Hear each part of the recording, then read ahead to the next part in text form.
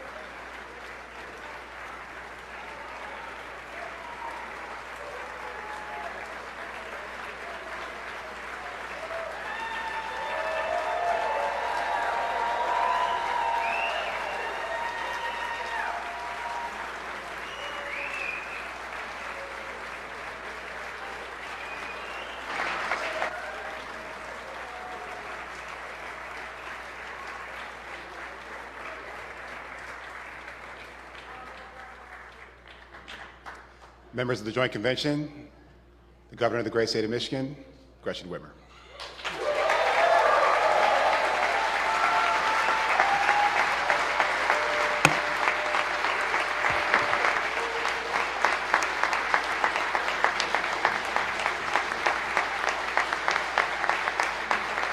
Thank you. Thank you. Good evening, Michigan, the home of the best football in the country, am I right?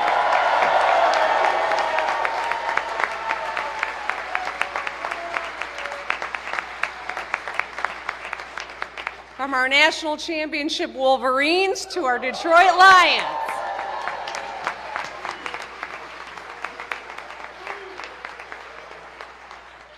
I'm excited to be here tonight between two leaders who have gotten a lot done over the past year. My good friend, Speaker Joe Tate, and my good friend, Winnie Brinks, the Senate Majority Leader.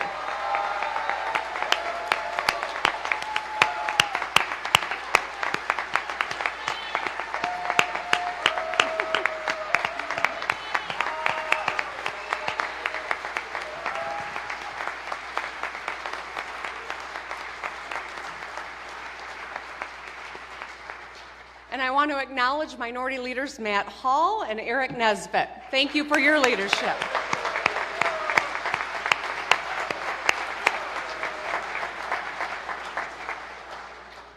And a happy early birthday to you, Senator Nesbitt. Tomorrow, I know. All right. We together delivered a balanced budget focused on the kitchen table issues in 2023, and I know we're going to do that again this year in 2024. And I want to acknowledge so many incredible partners that I have in governance. Lieutenant Governor Garland Gilchrist,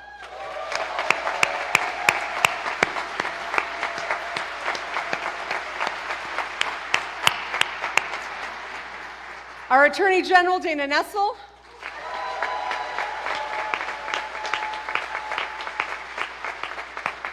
and Secretary of State Jocelyn Benson.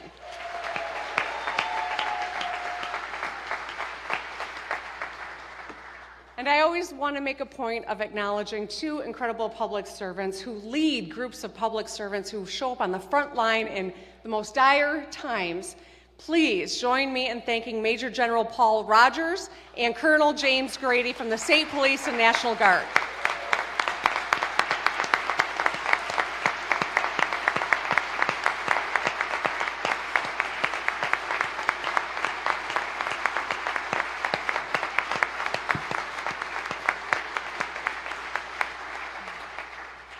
To our state employees, my cabinet, and my executive office team, thank you for your tireless efforts on behalf of the people of Michigan.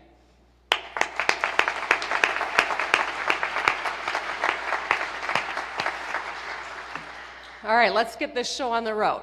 Like some of you, I am a product of the 80s. I love big hair and bold leather jackets, classic movies, and of course, classic rock. And all great albums from the 80s have some things in common.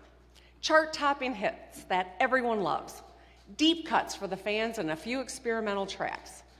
At their best, these are timeless records whose impact transcends a single year or artist. At our best, that's what we aspire to do too. Get things done that outlast us. Make policy for future generations. Over the past year, our record, like any great album, had something in it for everyone. And all of the tracks, or policies, were bound by a common theme, making a real difference in people's lives. We composed this record thanks to the people in this room and every Michigander at home. Groups only succeed when all its members are thriving. And lately, Michigan's been playing in harmony. So let's go through the set list. A lot of people had faith we would roll back the retirement tax on our seniors. We got it done to save 500,000 senior households an average of $1,000 a year.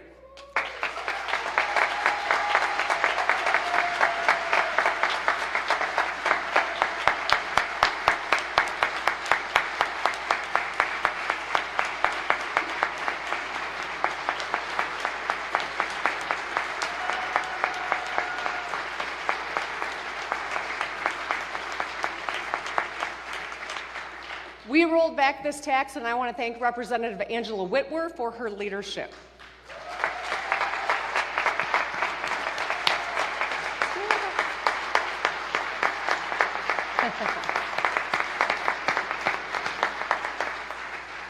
We quintupled the working families tax credit, so people working 9 to 5 or second or third shift get hundreds more dollars back in their pockets. Let's acknowledge Senator Kristen McDonald-Rivet for getting it done.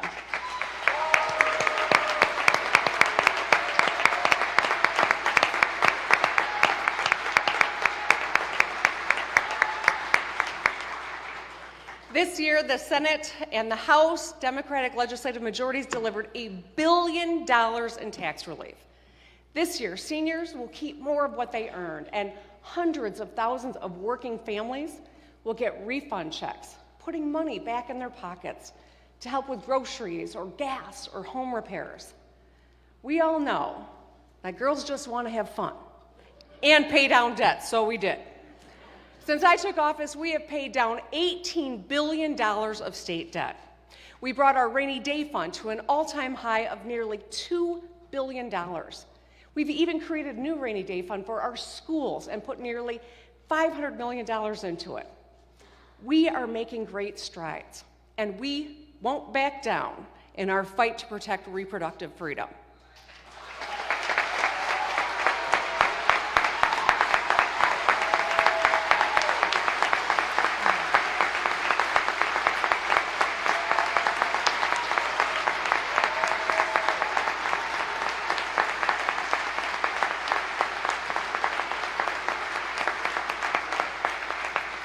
Michiganders passed Prop 3 to protect abortion rights and repealed our extreme 1931 abortion ban, thanks to the hard work of so many in this room, including Representative Pahutsky and Senator Geis.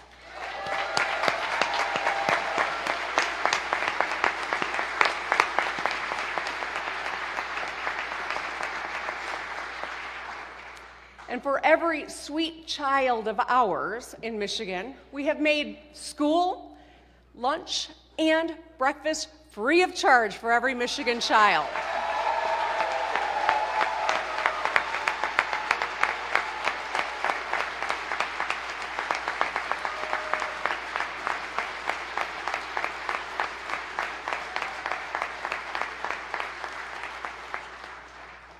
All 1.4 million Michigan public school students get 2 meals a day so they can focus on learning, and so their parents can save $850 a year on groceries per student.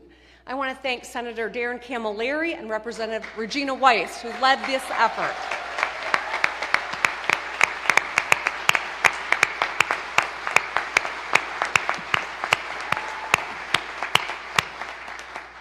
When I introduce my next budget, we're going to keep feeding students and lowering grocery bills for families.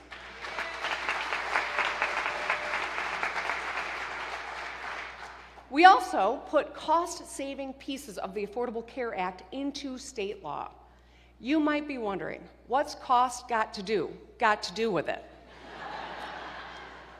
Now young people can stay on their parents' insurance until they turn 26, and you can't be charged more for having a pre-existing condition.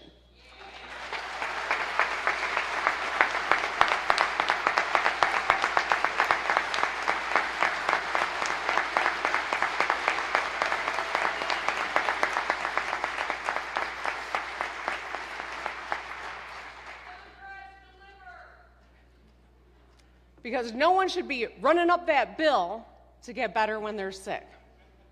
Okay. We got a little more coffee before the next day of the state. While some folks in Washington are trying to repeal the ACA and strip health care away for kids and seniors and working families, we got your back like a rock here in Michigan.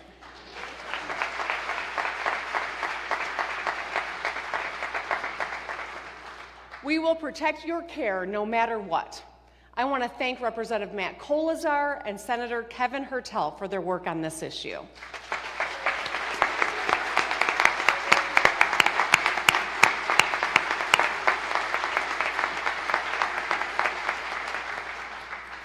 While other states restrict your freedom to be who you are and love who you love, we heed the words of Ms. Diana Ross and say we're coming out to protect equal rights for the LGBTQ+ community.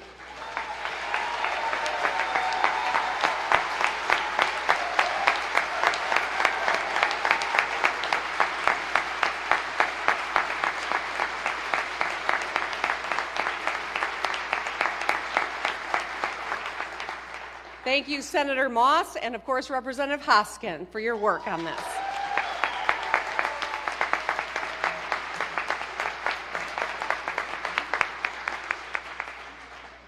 We also ended natural hair discrimination by passing the Crown Act. Thank you, Senator Anthony.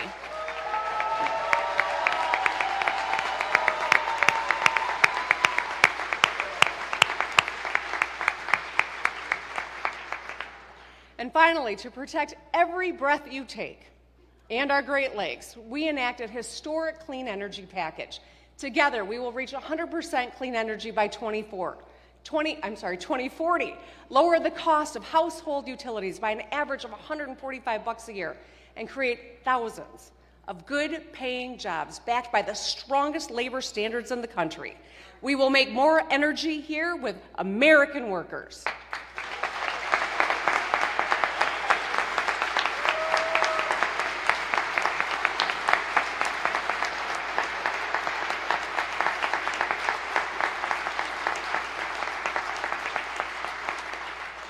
So I want to thank Senators Singh, Geis, Schenck, and Representatives Ayash, Puri, and Kafia for making Michigan a national leader on climate action.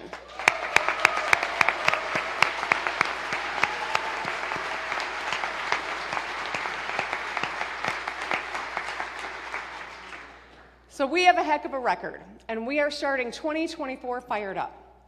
My fellow Michiganders, the state of our state is ready to rock.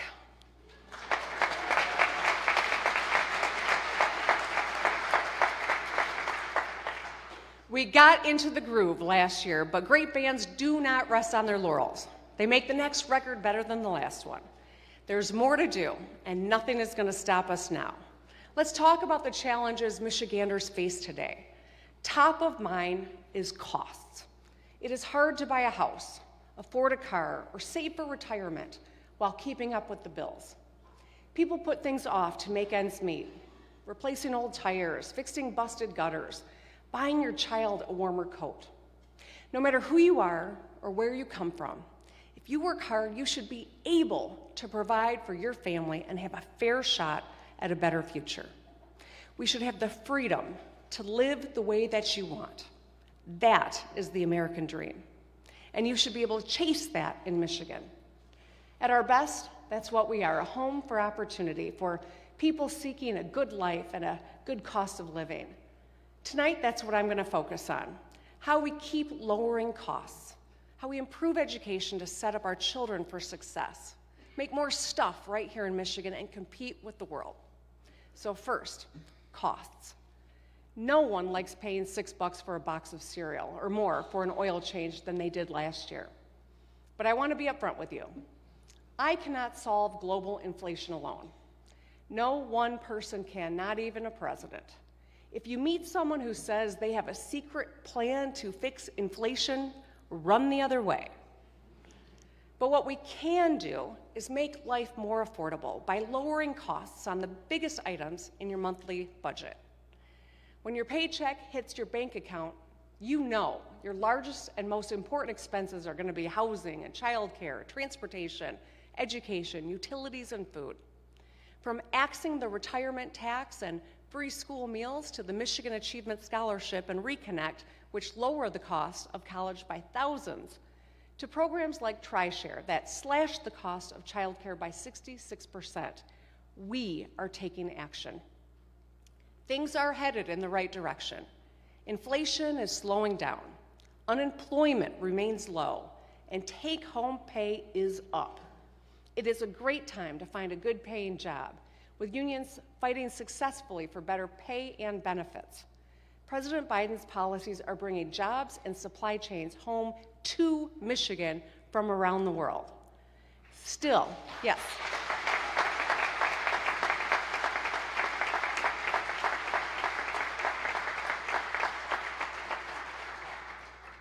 Still, Michiganders need more breathing room. This year, we will continue our work to lower costs on the biggest items in your budget. So let's jump in. A few weeks ago, I rolled out the Michigan Vehicle Rebate, a plan to lower the cost of buying a new car with a $1,000 rebate off any car and $2,000 for electric vehicles. If it was assembled by a union, you get an extra $500, so that's up to $2,500 off. The My Vehicle Rebate would be offered at the point of sale, so you actually save money as you walk out of the dealership. Michigan's auto industry has been the backbone of our economy for a century, powered by the men and women of the UAW who negotiated and ratified a record contract last year.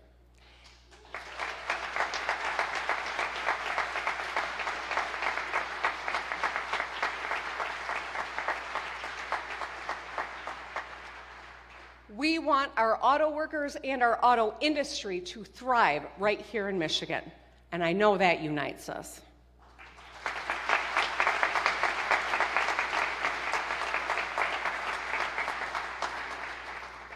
So let's help them both do what they do best, make the world's best cars and trucks. With the My Vehicle Rebate, we can lower costs and support the ongoing transition to an all-electric, union-made future. Next, housing. Usually the largest expense in anyone's budget. Right now, too many families spend more than half their income on their rent or mortgage. Our housing stock is old. Nearly half of all units in Michigan were built before 1970. Young people cite housing affordability as one of their top concerns. These are statewide challenges. In Traverse City, school districts need housing for teachers who have nowhere else to live. On the west side and in the UP, there just aren't enough homes for growing families.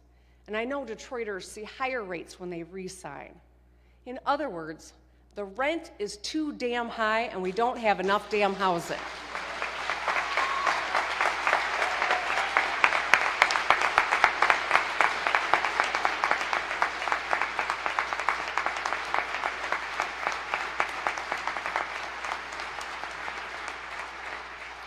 So our response is simple.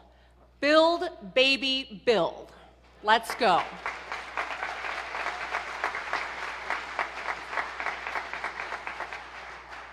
Our target is clear. In Michigan's first ever statewide housing plan that I commissioned last year, we set a goal of 75,000 new or refurbished units in 5 years, and we are headed in the right direction.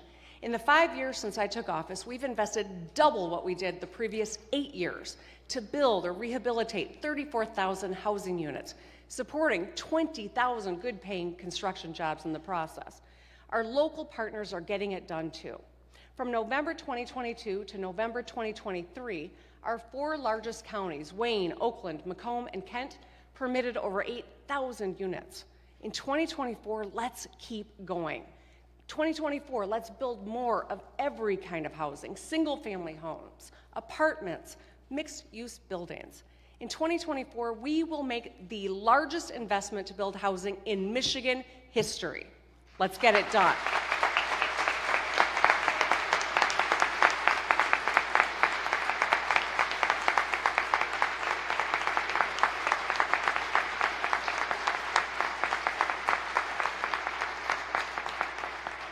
We will invest almost $1.4 billion to build or rehabilitate nearly 10,000 homes. That's 10 times what we put into housing just 10 years ago. Getting this done will support thousands of good-paying, middle-class jobs in the skilled trades, from pipe fitters and carpenters to bricklayers and roofers. Let's get it done. Housing is a serious challenge, so we're making this serious investment. It's about so much more than just a roof over your head. Housing builds generational wealth. It forms the foundation for success in school, in work, in life. Let's work together to build more housing so every Michigander has an affordable place to call home. Finally, I'm calling for a new caregiver tax credit that'll put money in the pockets of Michiganders who care for an aging or sick relative. I know how tiring caregiving can be, especially when you're juggling a career and kids of your own. When I was sandwiched between my newborn daughter and my mom, who was dying from brain cancer, I was pushed to my limit, despite having resources and help. I know a lot of people are concerned about how much it'll take, or is taking, to care for aging parents, financially and emotionally. Maybe you're concerned about how your kids would take care of you while living their own lives. The new Caring for My Family tax credit could save thousands of Michigan families up to $5,000 on their taxes.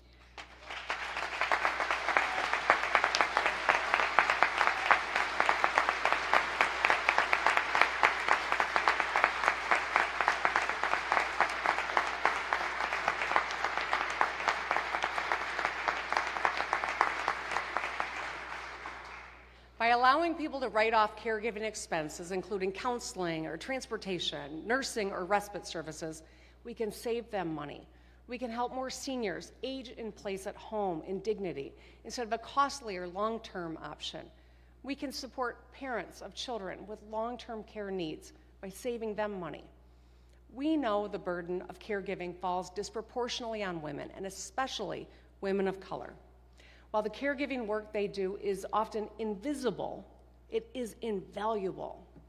According to the AARP, family members provide about $522 billion in uncompensated care every year. Let's support them by giving them a tax break so that they can take care of their loved ones.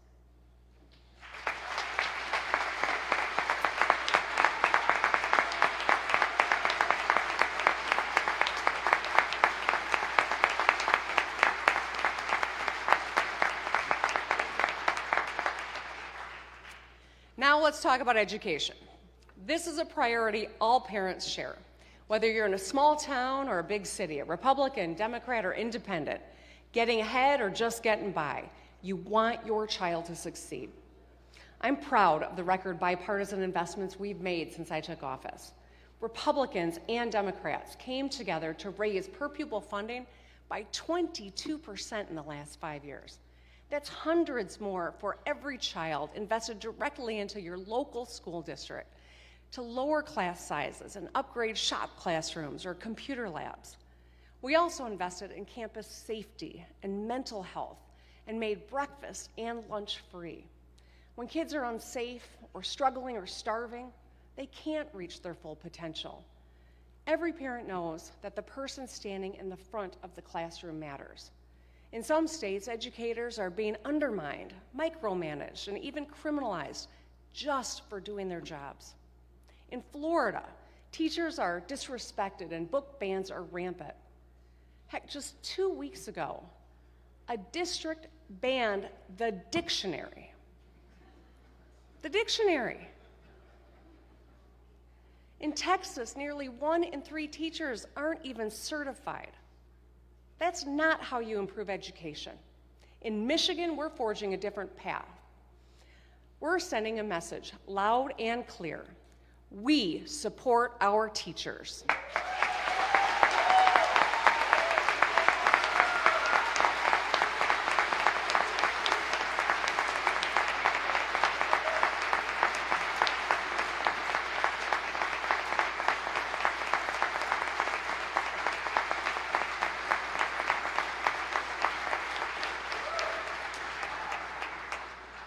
We walk the walk. We fund scholarships for future educators, pay student teachers, and help full-time teachers with their student loans so they stay in Michigan.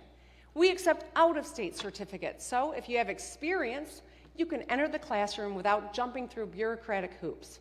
As a result, enrollment rates in Michigan's teacher prep programs are beating other states. So a message to America's teachers: if you want to teach, we want you here.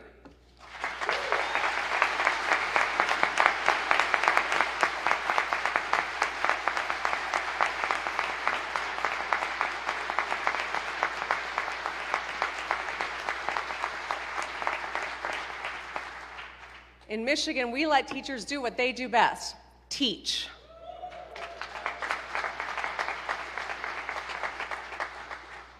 We know education in Michigan needs more support and more work, and we want student outcomes to exceed our expectations. We need to better prepare students for success after they graduate, whether they go right into the workforce or enter community college, trade school, or a 4-year university. There is no correct path, but every person deserves a path. It depends on the person what theirs is. What we can do is get everyone ready. A big part of that is starting education earlier and continuing later. 4-year-olds who go to pre-K arrive at kindergarten better prepared to learn. They're more likely to graduate, go to college, and earn more over their lifetime. And we know higher education or skills training leads to higher incomes. If you get an associate's degree, you can earn $23,000 more a year.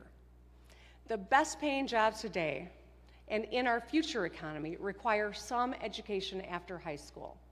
So we must support our kids from pre-K through post-secondary to prosperity. Last year, I proposed pre-K for all by the end of 2026, saving families about $10,000 a year and giving every child a solid academic foundation. Together, we're changing our definition of education to include pre-K.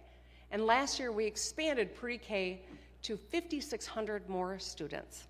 And you know what? This year, we're going to go a heck of a lot further. In our next budget, let's deliver pre-K for every single 4-year-old in Michigan 2 years ahead of schedule.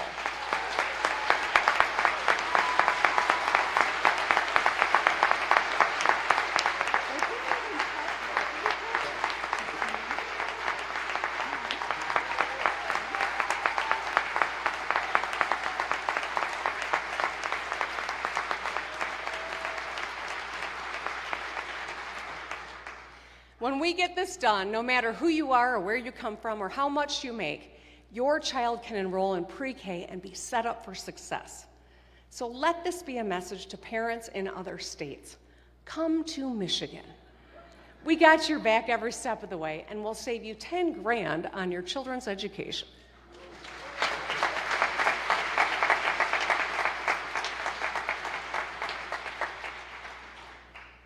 We need to be a state of lifelong learners, and we know that education does not end after high school graduation. And that's why we've lowered the cost of college with the Michigan Achievement Scholarship, saving thousands.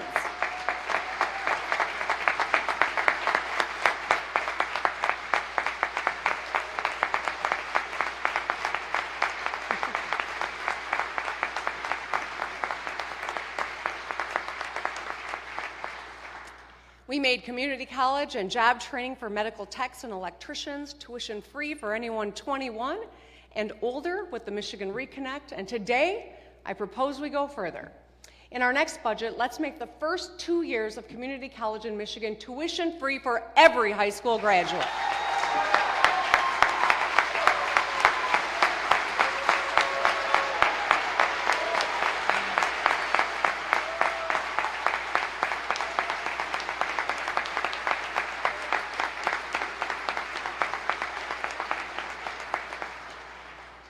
As Michiganders pursue an associate's degree or skills certificate at a community college, they can save an average of $4,000 on tuition. This is a transformational opportunity for graduating seniors and will help us achieve our 60 by 30 goal, having 60% of our adult population with post-secondary skills training or a degree by 2030. We are broadening our vision of education beyond K through 12. Every single Michigander should be able to count on a free public education from pre-K through community college. That's the Michigan guarantee. Let's get it done.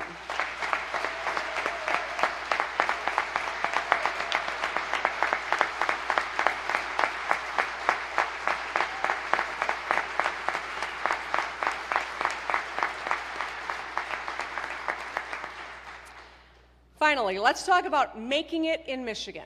Over the last few years, we have seen a manufacturing renaissance driven by President Biden's investments in American workers and industry. It is happening nationwide with 800,000 manufacturing jobs added since 2021. Companies are investing in America, and especially in Michigan, in a big way. We're competing and winning the future of the auto industry, making cars and semiconductors and batteries here instead of China. You may have heard about expansions by the big three in Detroit, Lansing, and Flint, but there are so many businesses from other states and nations expanding or moving to Michigan. Calumet Electronics in the Keweenaw Peninsula, Nell Hydrogen's Gigafactory in Plymouth Charter Township, Scout Motors R&D Hub in Novi, Fortescue's battery plant in Detroit, Hydro Aluminum Recycling Facility in Cassopolis, Michigan, and SK Siltron Semiconductor Wafer Plant in Bay City. We are showing the world that we make a lot more than just cars. In the decades ahead, we will dominate manufacturing of batteries and chips and clean energy too. To keep winning, we must upgrade our economic development toolkit. We can and must outcompete our neighbors. Tonight, I want to talk about some new tools. We know Michigan is home to a lot of research and development, or R&D, thanks to our leading universities and businesses. Unfortunately, we are one of just a handful of states without a tax credit to incentivize R&D. Every other Midwestern state has one. An R&D tax credit will unleash innovation while lowering costs for businesses. Let's get it done.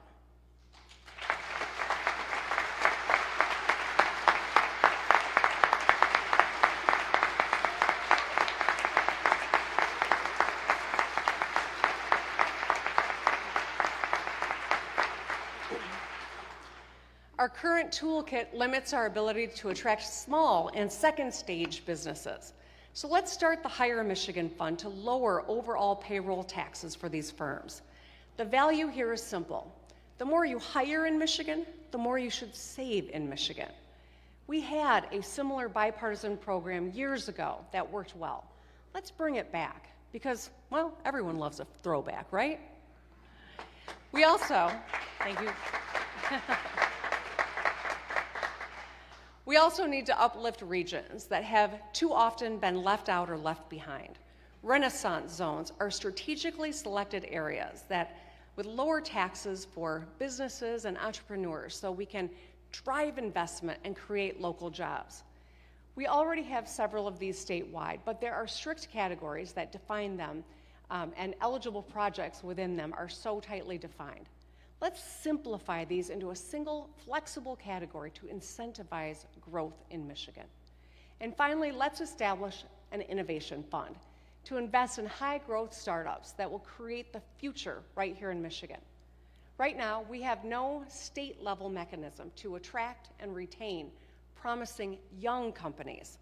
With the new innovation fund, we can launch hundreds of new Michigan-based startups and create thousands of jobs. Together, we're going to build the infrastructure for innovation so founders can start and build their companies right here in Michigan.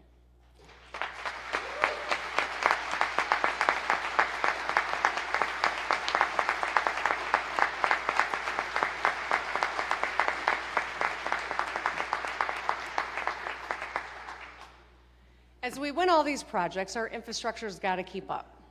The Growing Michigan Together Council identified infrastructure as one of the keys to growing our population.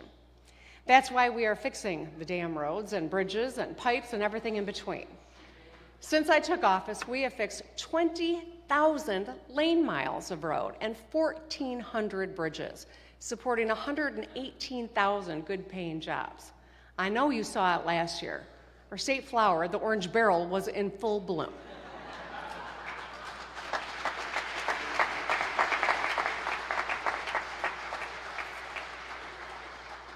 And the hard-working men and women who fix our roads were out in force getting the job done. 4 years ago, I stood this rostrum and rolled out the Rebuilding Michigan Plan, a $3.5 billion investment to fix our roads while supporting over 45,000 jobs without raising taxes by a dime. It focused on vital economic corridors, including 96 and 275 in Metro Detroit, the 475-69 interchange in Flint, 94 in Jackson, 196 between Holland and Saugatuck, and 496 just a few blocks from here. We made progress on them all.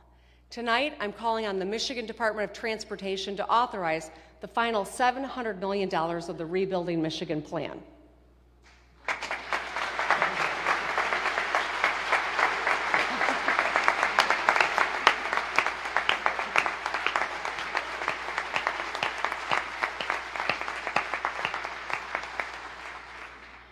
The final round of projects includes 94 along Metro Airport in Detroit, 696 from Southfield through Warren, and a bridge in Erie Township. The Rebuilding Michigan Plan is making commutes safer, saving drivers time and money, and allowing businesses to ship products more easily across Michigan. Let's keep fixing those damn roads.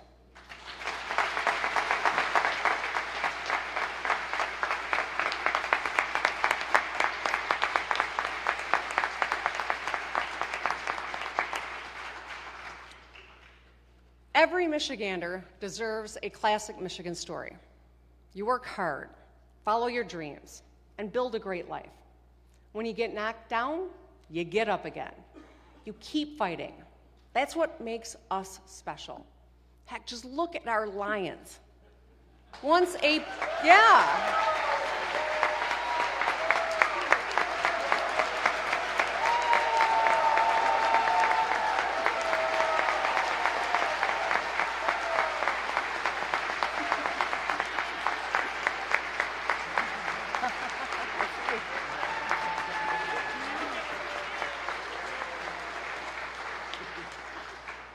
Once a punchline are now a powerhouse they've dominated by centering the grit that defines every Michigander.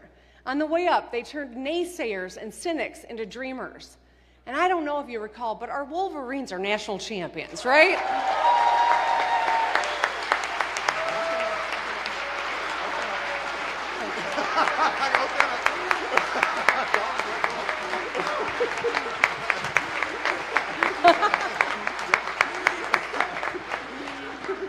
Oh, I'm looking at my fellow Spartans. I know it's hard sometimes. But both these incredible teams are showing the country what Michigan is all about. That story, our story, can be seen in our people's stories. Tonight I want to tell you one about a woman named Elaine. Elaine is here with us today. Elaine, if you wouldn't mind standing. She's right there.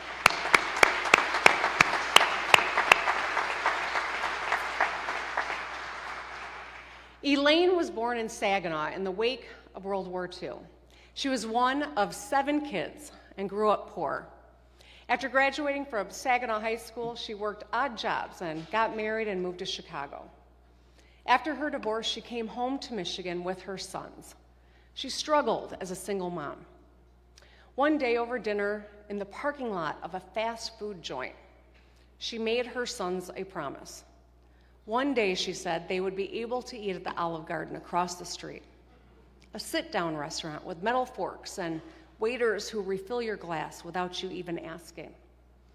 Elaine worked hard, using food stamps to put groceries in the fridge and housing assistance to keep a roof over her sons' heads.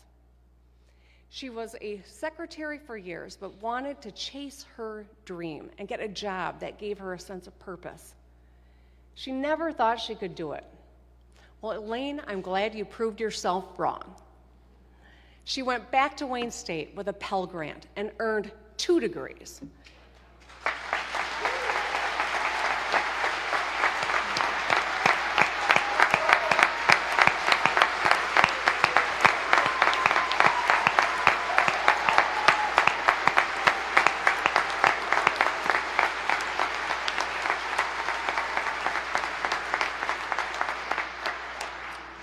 After graduating with her master's in social work at 45, she had a successful career in Saginaw. In retirement, she volunteers at local shelters and even wrote a book, My Grandchildren Make Me Laugh, and I am the proud owner of a signed copy. What Elaine is most proud of, however, is who her sons have become. She calls them fine young men who care for themselves and their families. Mark and Cody are with her today. One works at the same clinic Elaine did, and the other heads back to college soon, following in her footsteps. Elaine and my mom were born about 6 years apart. They both worked hard and faced adversity and persevered. They're both strong, proud women from Michigan, and that's a badge of honor.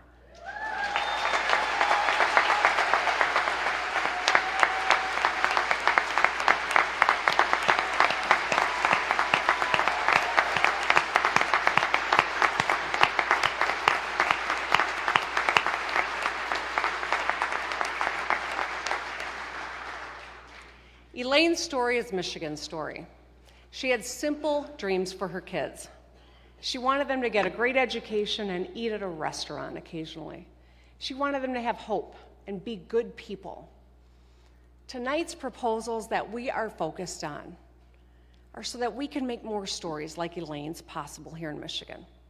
We'll build a Michigan where if you get knocked down, you have the support you need to get back up. Lowering costs on the biggest items in your budget, improving education so your kids can thrive, and ensuring you can make it no matter who you are or what you've been through. We will deliver real change for people right now and for Michiganders for generations to come. That's what our work is about, getting things done for people we've never met, people like Elaine, a mom who can afford a nicer place to live in a new housing that we are building. Someone who can get their associate's degree tuition-free with the Michigan Reconnect. Making more time to study in the mornings because our parents don't have to pack a lunch for their kids. Being able to drive them to school on safe roads where they know that they will be taught by a skilled educator and receive a public education from pre-K through community college. We are a state of humble, hey, go at it.